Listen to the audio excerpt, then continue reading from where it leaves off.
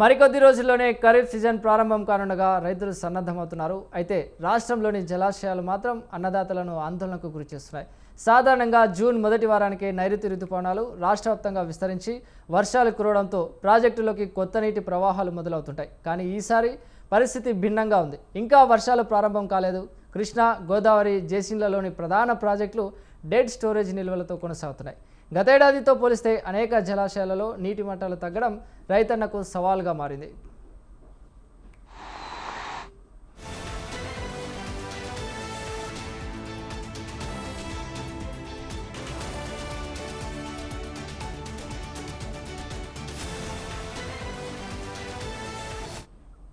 తెలంగాణకి గోదావరి, కృష్ణలే ప్రధాన నీటి వనరులు.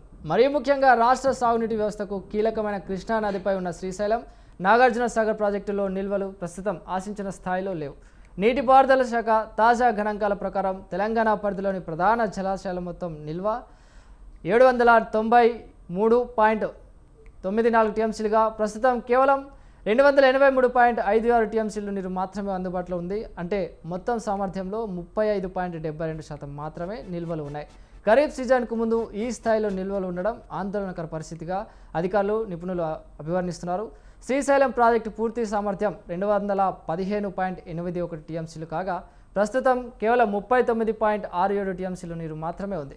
నాగార్జున సాగర్లో 312.05 టీఎంసీల సామర్థ్యానికి గాను 148.73 టీఎంసీలు నీరు ఉంది. గతేడాదితో పోలిస్తే ఈ ప్రాజెక్టులో నీటి మట్టాలు గణనీయంగా తగ్గినట్టు గణాంకాలు చెబుతున్నాయి.